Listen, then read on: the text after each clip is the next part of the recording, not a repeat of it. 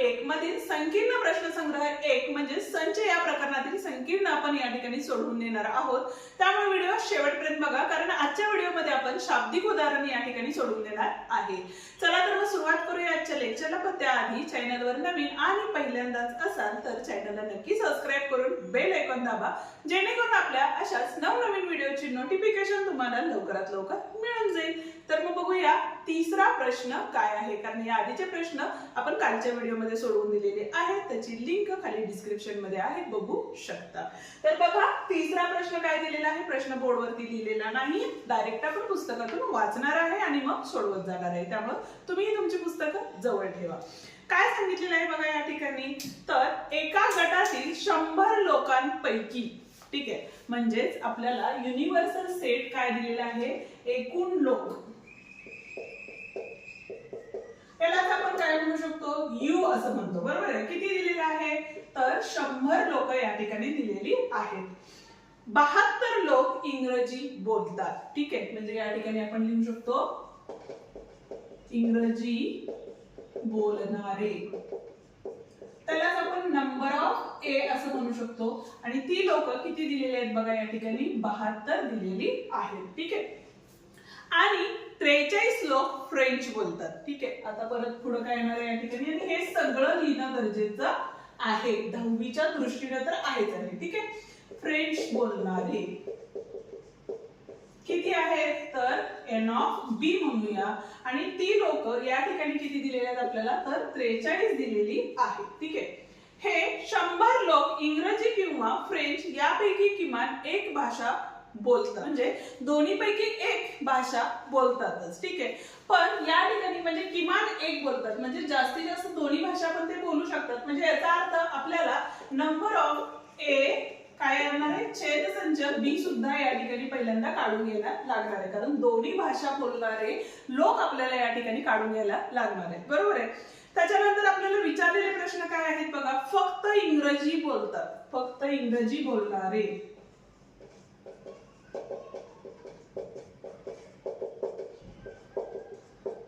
ते लोक किती आहेत हे काढायचे आपल्याला, बरोबर आहे।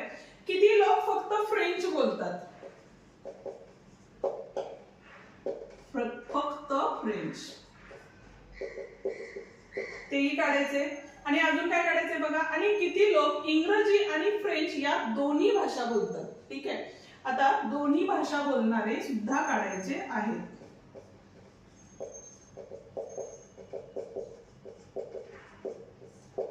ठीक आहे, मग आता आपण काय करूया, स्टेप बाय स्टेप सोडवत जाऊया।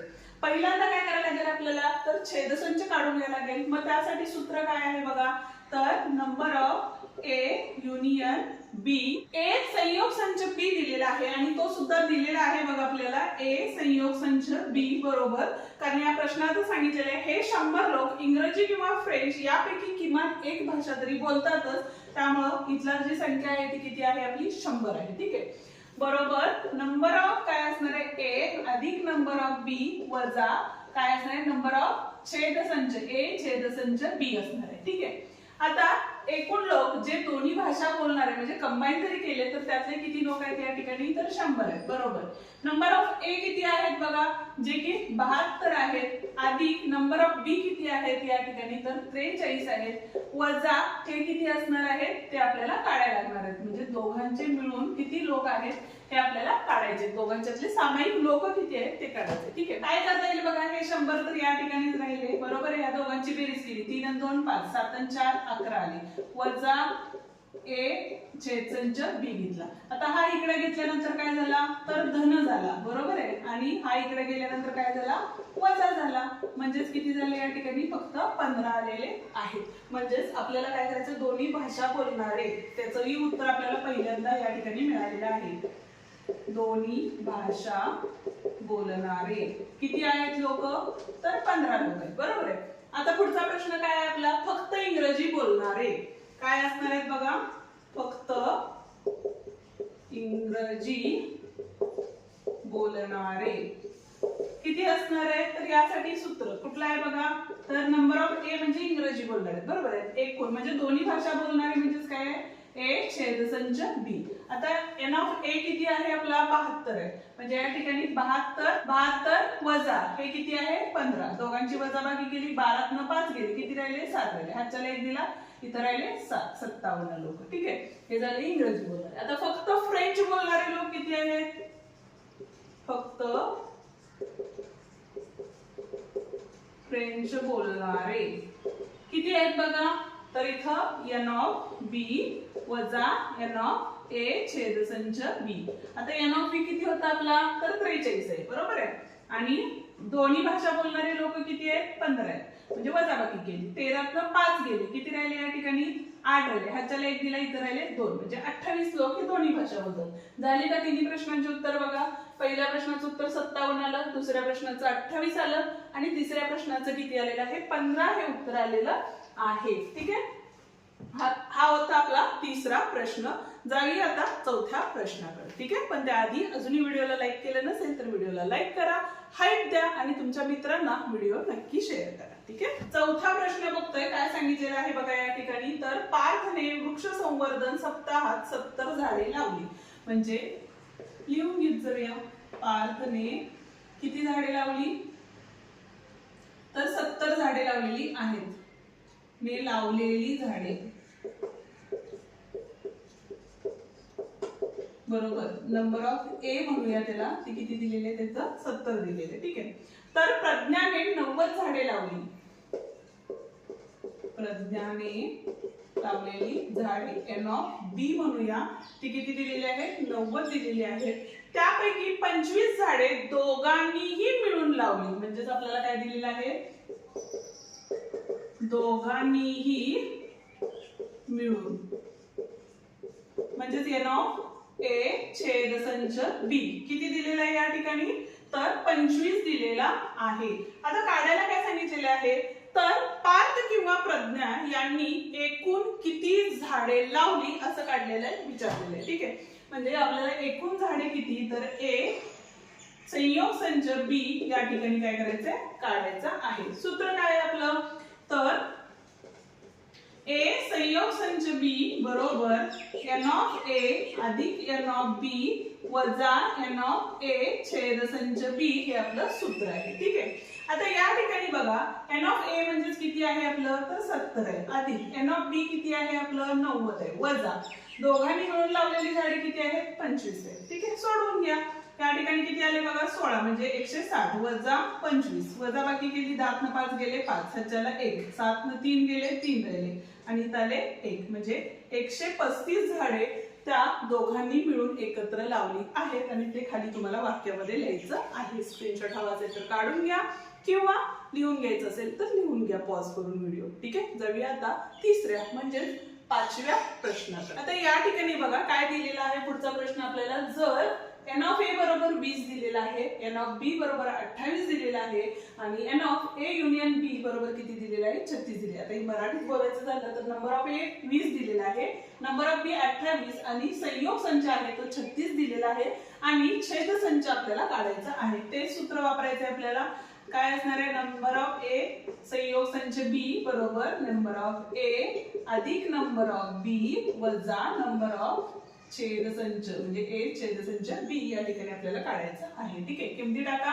याची किंमत किती आहे या ठिकाणी 36 बरोबर. नंबर ऑफ ए किती आहे 20 आहे अधिक 28 बरोबर आहे आणि वजा नंबर ऑफ ए छेदसंच बी या ठिकाणी काढायचा आहे. हा छेदसंच इथं 36 तसाच लिहिला, या दोघांची बेरीज केली 8 आणि 48 आले वजा ए छेदसंच बी या ठिकाणी घेतले.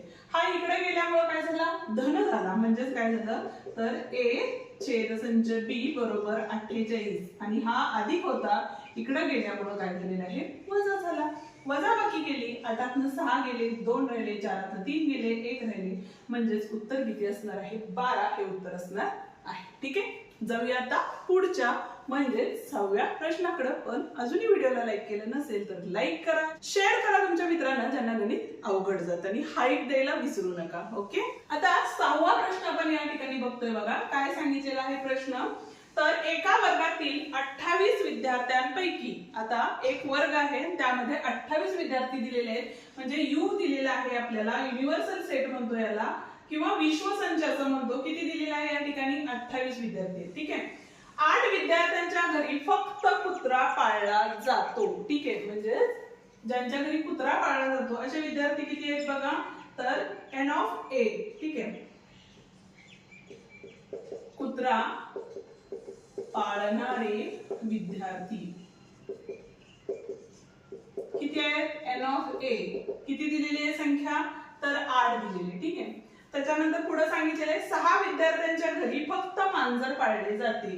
आता या ठिकाणी काय येणार आहे, मांजर पाळणारे विद्यार्थी. हे तो तुम्ही कंप्लीट करायचे, असं लिहायचं नाही डॉट डॉट. किती आहेत मांजर पाळणारे, तर 6 विद्यार्थ्यांच्या घरी मांजर पाळले जाते आणि 10 विद्यार्थ्यांच्या घरी कुत्रा आणि मांजर दोन्हीही पाळले जाते. ठीक आहे, म्हणजे कुत्राही पाळले जाते आणि मांजरही पाळले जाते. म्हणजे छेदसंच या ठिकाणी आपल्याला दिलेला आहे आणि तो किती आहे बघा या ठिकाणी, तर किती आहे, 10 आहे.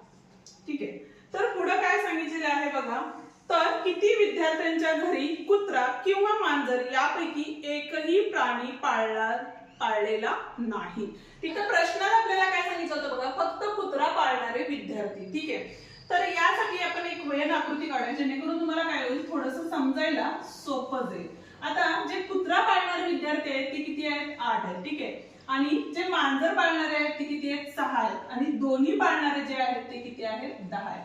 आता आपल्याला एकूण मांजर पाळणारे म्हणजेच एकूण कुत्रा पाळणारे हे जे आपण कुत्रा म्हणजेच काय करूया या ठिकाणी, तर आणि इथं मांजर. ठीक आहे. मग आता एकूण कुत्रे पाळणारी घरी किती आहेत, विद्यार्थी किती आहेत, एकूण कुत्रा पाळणारे विद्यार्थी काय असणार आहेत बघा, ते 8 अधिक 10 किंवा इथे N of A अधिक N of A काय असणार आहे, छेदसंच B, म्हणजेच एकूण 18 झाले. ठीक आहे. आणि त्याच पद्धतीनं एकूण मांजर पाळणारे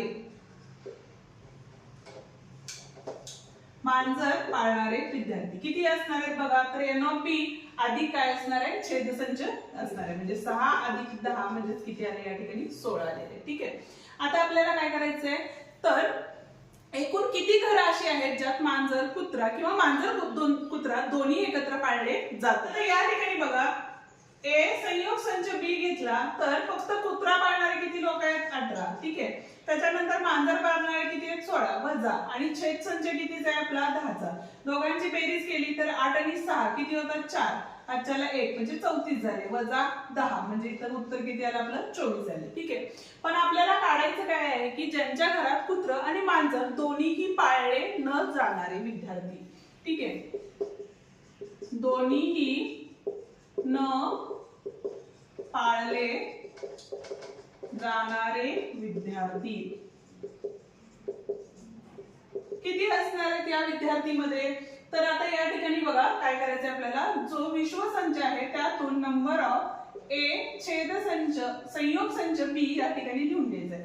आता युनिव्हर्सल सेट मध्ये किती आहेत, म्हणजे विश्वसंच किती आहेत, 28 आहेत. बरोबर आहे. वजा आता जर आपण संयोग संच काढला त्यामध्ये एकूण 24 विद्यार्थी असे आहेत ज्यामध्ये कुत्रा आणि मांजर दोन्ही पाळले जाणारे घरे आहेत, म्हणजे विद्यार्थी आहेत. आता वजाबाकी केली तर 4 जे विद्यार्थी आहेत तर त्यांच्या घरी कुत्रा किंवा मांजर काहीही पाळलं जात नाही. ठीक आहे. हा होता आपला 6वा प्रश्न. आता 7वा प्रश्न उद्याच्या भागात आपण बघणार आहे. तोपर्यंत आपण डिस्क्रिप्शन मध्ये दिलेले जे व्हिडिओ आहेत ते पाहत राहा आणि तुमच्या काही अडचणी असतील तर कमेंट बॉक्स मध्ये नक्की टाका. पुन्हा भेटूया उद्याच्या भागात, ज्यामध्ये आपण 7व्या पासून पुढची गणितं सोडवून देणार आहे. धन्यवाद.